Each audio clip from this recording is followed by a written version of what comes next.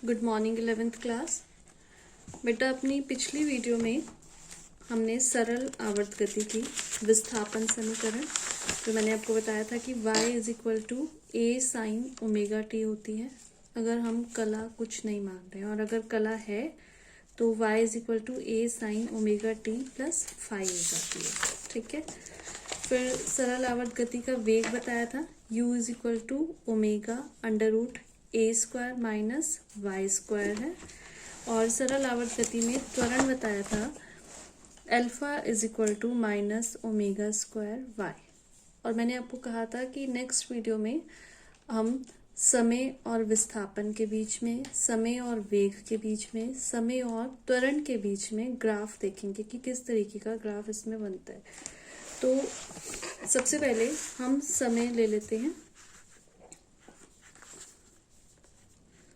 समय, आपको पता है कि जो समय है, पूरा एक चक्कर लगाने में जो समय लगता है किसी कण को, या एक पूरा कंपन करने में जो समय लगता है, उसको आवर्तकाल कैपिटल टी से रिप्रेजेंट किया जाता है। तो हम समय को डिवाइड कर लेंगे, कैपिटल टी जो है पूरा एक चक्कर जो लगाने का समय है उसको डिवाइड कर लेंगे 0, जब कण 0 पर टाइम पर है। फिर t/4, जब 1/4 चक्कर उसने घूम लिया तो वो t/4 होगा उसका टाइम। t/2, जब उसने आधा चक्कर घूम लिया। 3t/4, जब उसने 3/4 चक्कर घूम लिया। और t, कैपिटल टी, जब पूरा एक चक्कर हो गया कण का। अब इस अलग अलग समय पर हम विस्थापन y, उसके बाद वेग u और त्वरण अल्फा, इसका मान फाइंड आउट करेंगे। मैं एक आपको करके दिखाती हूँ, फिर आपको समझ आ जाएगा कि कैसे हमें मान निकालना है। y इज इक्वल टू, आपको पता है y इज इक्वल टू होता है a साइन ओमेगा टी। अब t को जब हम 0 रखेंगे तो यहाँ हो जाएगा साइन 0, और साइन 0 का मान 0 ही होता है, तो एक ही 0 से मल्टीप्लाई होकर आ जाएगा 0। तो 0 टाइम पर विस्थापन भी क्या होगा, 0। t/4, जब हम t/4 टाइम यहाँ पर रखेंगे तो जो विस्थापन होगा वो आ जाएगा a। अब वो कैसे आएगा, a साइन t का मान हमने रखा t/4, और ओमेगा का मान होता है 2 अपॉन कैपिटल टी। ये कोणीय वेग आपको पता ही है, t से t कैंसिल आउट हो गया। 2 ओमेगा ऊपर है और नीचे अपॉन 4 है, 2 4 को काटेगा तो यहाँ आ जाएगा साइन π/2। साइन π/2 मतलब साइन 90, और साइन 90 का मान होता है 1, तो 1 की a से मल्टीप्लाई होने पर आएगा a। ठीक है। फिर इसके बाद साइन टाइम t/2 जब हम रखेंगे तो जिस तरीके से मैं आपको ये मान रखने बता रही हूँ उसी तरीके से ये मान रखते जाएंगे। t/2 पर मान आएगा विस्थापन का 0। 3t/4 पे मान आएगा -a, और कैपिटल टी रखने पर आएगा 0। ये मान आप रख के देख सकते हो, कहीं पे अगर आपको कुछ प्रॉब्लम हुई तो आप मुझसे पूछ लेना। अब इसी तरीके से वेग, वेग की जो टर्म थी आपके पास, वेग किसके बराबर आया था, वेग हमारे पास आया था a omega cos omega T, a omega cos omega T. वेग की 2 टर्म्स आई थी, क्योंकि हम टाइम की बात कर रहे हैं तो हमें टाइम वाली टर्म यहाँ पे रखनी है। एक वेग की टर्म थी omega under root a square minus Y square, वहां पर टाइम नहीं है तो इसलिए हम ये वाली टर्म रखेंगे ओमेगा की, सॉरी वेग की। अब t को जब हम 0 रखेंगे, t को 0 रखा तो ये cos 0 हो गया। अब आपको पता है cos 0 का मान क्या होता है, cos 0 का मान होता है 1, तो 1 की a ओमेगा से मल्टीप्लाई होगी तो क्या आ जाएगा, a ओमेगा।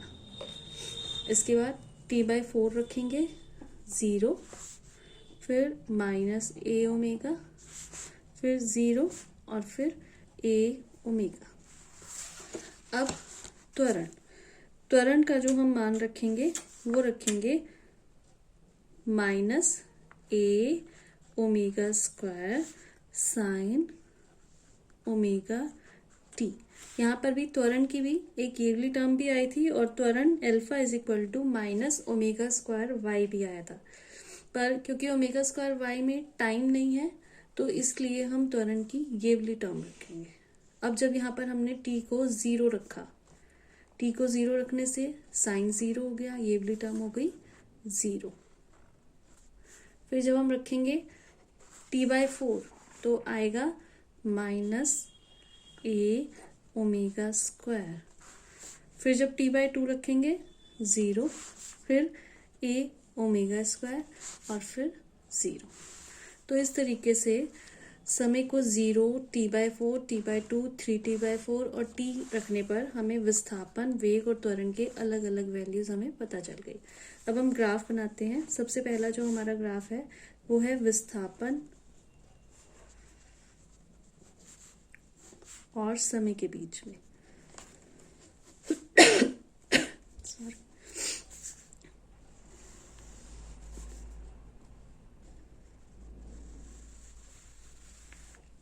तो x डायरेक्शन में हम लेंगे समय t और y डायरेक्शन में हम लेंगे यहाँ पर विस्थापन। और विस्थापन आपको पता है कि जो अधिकतम विस्थापन होता है उसको आयाम बोला जाता है। तो यहाँ पर मैं ले लेती हूँ प्लस ए और यहाँ नीचे ले लेती हूँ माइनस ए और इनको टाइम को डिवाइड कर देते हैं। ये हो गया 0, ये t बाय 4, फिर t बाय 2, फिर 3t बाय 4, फिर t। इसी तरीके से आगे हम कंटिन्यूस को कर सकते हैं। तो फिलहाल हम एक ही चक्कर के लिए देखते हैं। तो जब 0 है टाइम तो विस्थापन भी 0 है, 0 पे 0। t बाय 4 पे विस्थापन है ए है ये t बाय 4 पे, तो ये पहुंच गया यहाँ पर। फिर t बाय 2 पे है 0, t बाय 2 पे आ गया 0। फिर 3t बाय 4 पर माइनस ए नीचे की तरफ है, ये आ गया यहाँ। और फिर t पर 0, इस तरीके से। तो जब कोई कण सरल आवर्त गति करता है उसका विस्थापन समय ग्राफ इस तरीके से होता है। इसी तरीके से ये कंटिन्यू हम करते रहेंगे। ये विस्थापन और समय के बीच में ग्राफ है। नेक्स्ट ग्राफ हम देखेंगे वेग और समय के बीच में।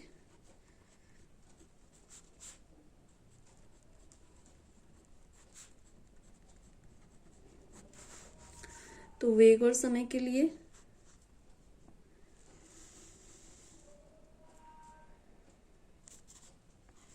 इसी तरीके से x अक्ष पे हम ले लेंगे समय और y अक्ष पे हम ले लेंगे वेग। जैसे अधिकतम विस्थापन जो है वो प्लस ए है और न्यूनतम जो है माइनस ए है, इसी तरीके से वेग जो है इधर हम ले लेंगे प्लस ए ओमेगा और इधर ले लेंगे माइनस ए ओमेगा। तो जब टाइम 0 है तो वेग जो है वो ए ओमेगा है, मैक्सिमम है। इसको भी हम डिवाइड कर देते हैं। ये t by 4, t by 2, 3t by 4 and t and so on. तो जब टाइम 0 है तो वेग जो है वो ए ओमेगा है। टाइम 0 होने पर वेग ए ओमेगा और t बाय 4 होने पर ये 0 हो गया, तो t बाय 4 होने पर 0 हो गया। फिर t बाय 2 होने पर माइनस ए ओमेगा हो गया। इसको फिर नीचे की तरफ ले आते हैं। फिर 3t बाय 4 होने पर 0 हो गया, ये फिर 0 हो गया और फिर से ये मैक्सिमम हो गया। तो वेग और समय के बीच में जो ग्राफ है वो इस तरीके से चलता है। इस ग्राफ को साइन वाला ग्राफ भी बोला जाता है, साइन कर्व भी बोला जाता है। ऐसा इसलिए क्योंकि जो साइन की वैल्यू होती है वो जीरो से शुरू होती है, जीरो से मैक्सिमम, देन जीरो, फिर नीचे की तरफ मैक्सिमम, फिर जीरो, तो इसको साइन कर्व भी बोला जाता है। और ये जो ग्राफ है इसको कॉस कर्व बोला जाता है। कॉस इसलिए क्योंकि कॉस की वैल्यू जो है वो मैक्सिमम से शुरू होती है। कॉस जीरो का मान क्या होता है, +1 होता है। तो मैक्सिमम से शुरू हुआ, फिर जीरो आया, फिर नीचे की डायरेक्शन में मैक्सिमम, फिर जीरो, फिर ऊपर की डायरेक्शन में मैक्सिमम। तो इस कर्व को साइन कर्व बोला जाता है और इस कर्व को कॉस कर्व बोला जाता है। अब नेक्स्ट जो है वो है त्वरण समय ग्राफ।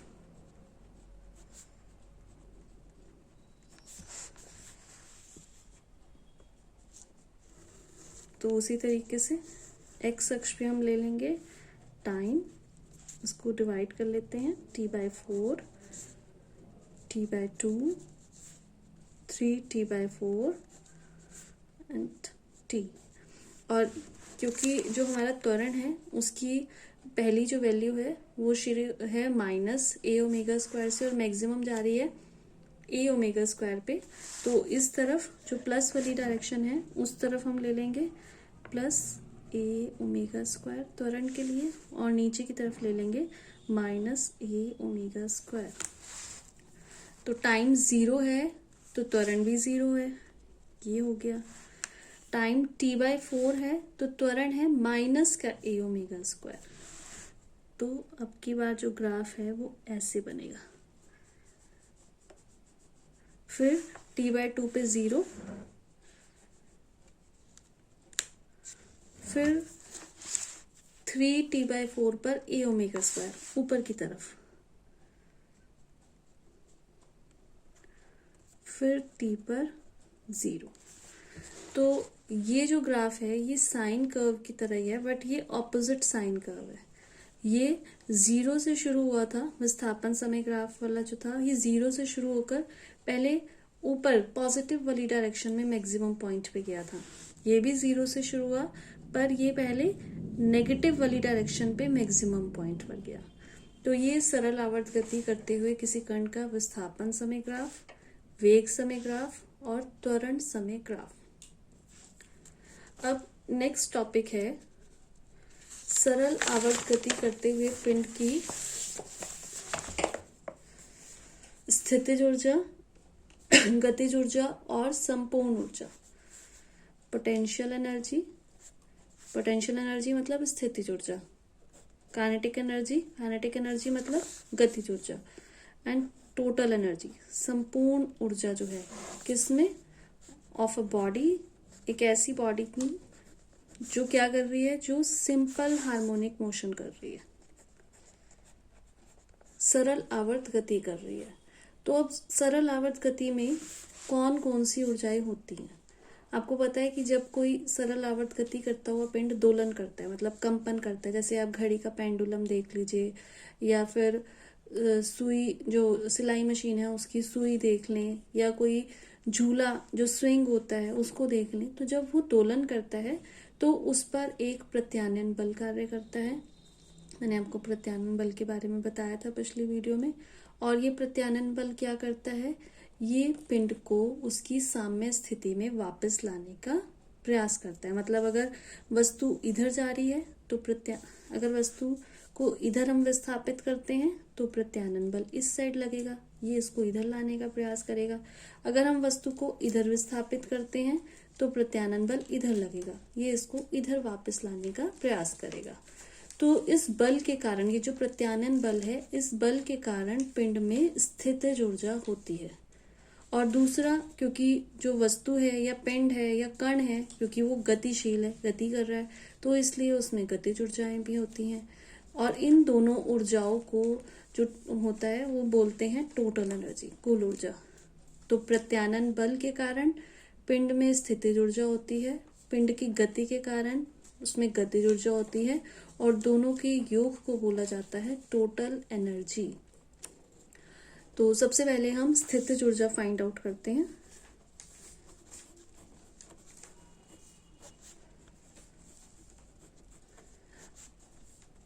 स्थितिज ऊर्जा जो है वो प्रत्यानयन बल की वजह से है। तो सबसे पहले हम प्रत्यानयन बल ही फाइंड आउट करते हैं। प्रत्यानयन बल F इज इक्वल टू जो है वो बराबर होता है m एल्फा के। m और एल्फा, पिछली वीडियो थी उसमें हमने एल्फा जो पिंड सरल आवर्त गति कर रहा होता है उसका रेखीय त्वरण हमने फाइंड आउट किया था। एल्फा किसके बराबर होता है? एल्फा बराबर होता है माइनस ओमेगा स्क्वायर वाई, जहां पर ओमेगा कोणीय वेग है और वाई है विस्थापन। तो F इज इक्वल टू प्रत्यानयन बल जो है वो किसके बराबर आया? Minus m omega square y के। अब अगर हमें पिंड को थोड़ा सा विस्थापित करना है, सपोज dy विस्थापित करना है, तो हमें क्या करना पड़ेगा? ये जो प्रत्यानयन बल है, प्रत्यानयन बल क्या कर रहा है? पिंड को साम्य स्थिति में लाने का प्रयास कर रहा है। तो अगर हमें पिंड को थोड़ा सा विस्थापित करना है तो हमें इस प्रत्यानयन बल के विरुद्ध कुछ कार्य करना पड़ेगा। जैसे अगर कोई वस्तु नीचे गिरी है, हमें उसे उठाना है ऊपर, तो हमें क्या करना होता है? गुरुत्वीय बल के विरुद्ध कुछ कार्य करना पड़ता है। सेम पोजीशन यहाँ पर है कि अगर हमें पिंड को थोड़ा सा विस्थापित करना है, सपोज dy विस्थापित करना है, तो हमें क्या करना पड़ेगा? ये जो प्रत्यानयन बल है इसके विरुद्ध कुछ कार्य करना पड़ेगा। तो कार्य dw, क्योंकि हम सूक्ष्म विस्थापन कर रहे हैं तो सूक्ष्म कार्य होगा। कार्य बराबर होता है बल गुणा विस्थापन F इंटू dy, पर हमें इसके विरुद्ध कुछ कार्य करना है इसलिए माइनस F साथ में dy। तो एक F का मान यहाँ पर माइनस में है ही, एक माइनस यहाँ लग गया, ये दोनों माइनस माइनस कैंसिल आउट हो जाएंगे। तो m omega square y dy, ये मान आया dw का। और अगर हमें पूरा कार्य निकालना, कुल कार्य निकालना हो तो W is equal to integral of dw, integral of m omega square y dy। और जब इंटीग्रल करते हैं लिमिट्स भी रखते हैं, क्योंकि हम y के सापेक्ष इंटीग्रल कर रहे हैं, तो y की जो लिमिट्स हैं वो 0 से कहाँ तक विस्थापन हमने किया? y तक, तो 0 से y। W is equal to m omega square, y का इंटीग्रल जब किया, इंटीग्रल करने पर पावर प्लस हो जाती है, तो y की पावर यहाँ पर 1 है एट प्रेजेंट, पावर प्लस होके क्या हो जाएगा? y स्क्वायर, और वही नीचे भी आता है तो उसे मैं आगे ले लेती हूँ 1/2, और लिमिट्स हम रखेंगे 0 से y। तो W इज इक्वल टू, जब हम y रखेंगे यहाँ पर तो यही टर्म आएगी, 0 रखेंगे तो कुछ भी नहीं आएगा, तो W is equal to 1/2 m omega square y square. और यही जो कार्य है जो हमने प्रत्यानयन बल के विरुद्ध कुछ किया है, यही कार्य जो सरल आवर्त गति कर रहा है पिंड, उसमें किस फॉर्म में संचित हो जाएगा? ये स्थितिज ऊर्जा की फॉर्म में संचित हो जाएगा। तो इसी कार्य को हम क्या कहेंगे? U is equal to half m omega square y square.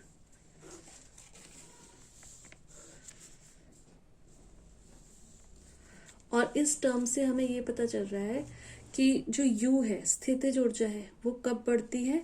जब विस्थापन बढ़ता है, और जब विस्थापन अधिकतम हो जाएगा, y का मान a हो जाएगा, क्योंकि अधिकतम विस्थापन आयाम a जिसे बोलते हैं, तो स्थितिज ऊर्जा भी क्या हो जाएगी? अधिकतम हो जाएगी। ये आया हमारे पास स्थितिज ऊर्जा का मान। जो हमारा टॉपिक था वो है पोटेंशियल एनर्जी, जो हमने फाइंड आउट कर ली। नेक्स्ट इज काइनेटिक एनर्जी, गतिज ऊर्जा। अब हम गतिज ऊर्जा फाइंड आउट करेंगे।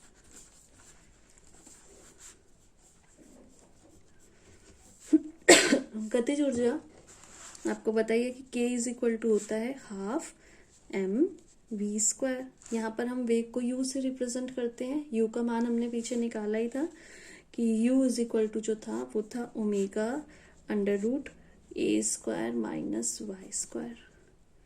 इसका मान हम यहाँ फाइंड कर देंगे। तो K is equal to half m U square, इसका स्क्वायर करेंगे, ओमेगा का स्क्वायर होगा, और साथ ही साथ ये अंडर रूट हट जाएगा, a square minus Y square. ये आ गया गतिज ऊर्जा।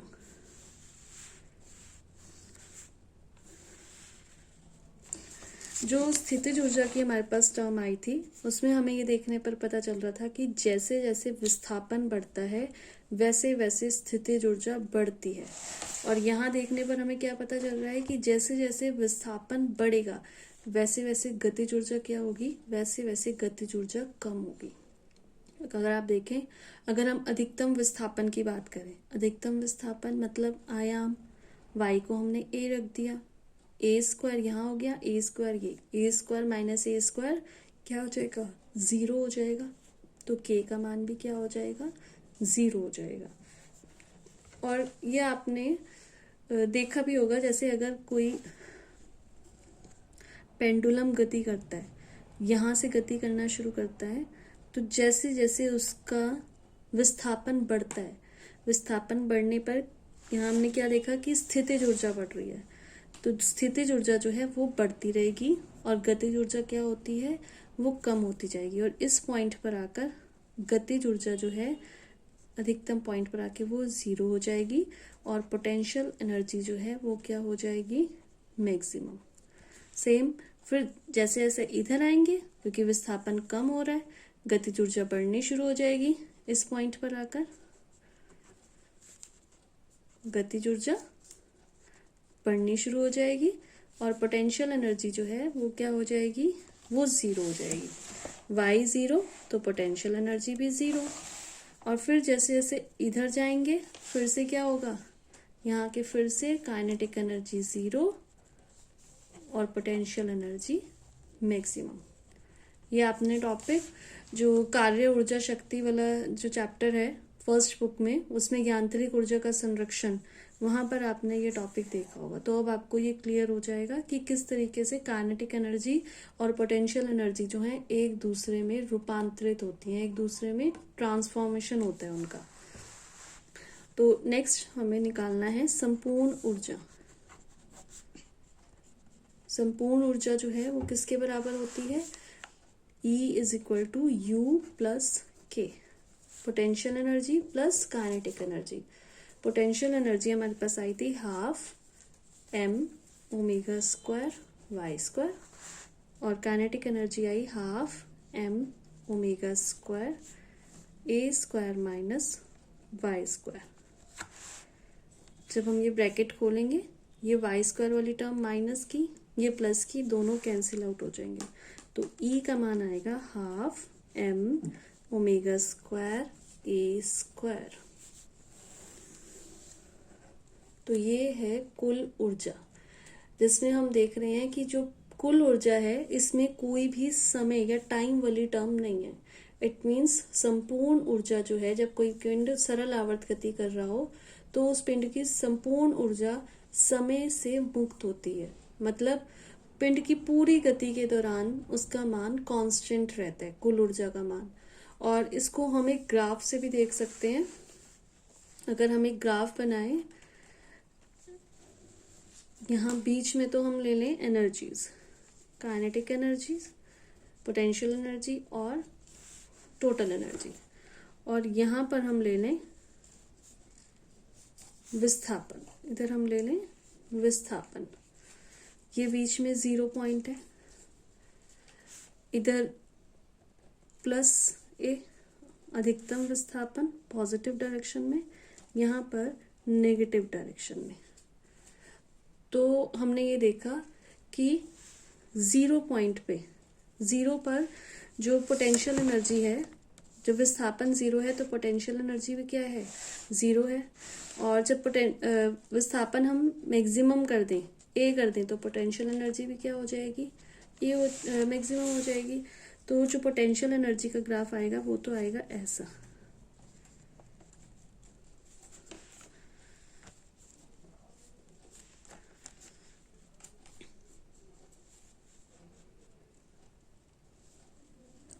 ये है पोटेंशियल एनर्जी का ग्राफ, यू का ग्राफ। और जो काइनेटिक एनर्जी है वो हमने देखा कि काइनेटिक एनर्जी जब हम विस्थापन को मैक्सिमम कर दें, y को a कर दें, तो काइनेटिक एनर्जी क्या हो गई, 0 हो गई। और अगर हम ये 0 कर दें तो काइनेटिक एनर्जी मैक्सिमम हो जाएगी। a पर काइनेटिक एनर्जी है 0 और यहाँ पर है मैक्सिमम, 0 पर मैक्सिमम, तो इसका ग्राफ जो है वो ऐसा आएगा।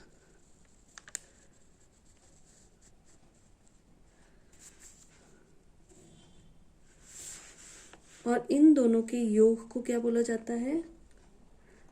इन दोनों के योग को बोला जाता है टोटल एनर्जी। ये ग्राफ जो डॉटेड लाइंस है, ये पोटेंशियल एनर्जी, स्थितिज ऊर्जा का। जो कंप्लीट लाइन है वो काइनेटिक एनर्जी, गतिज ऊर्जा का। और ये जो स्ट्रेट लाइन है, ये इन दोनों का योग है, जो क्या है? Total energy. जो आप देख रहे हैं एक स्ट्रेट लाइन है, इसका मतलब कि जो कुल ऊर्जा है वो कैसी रहती है?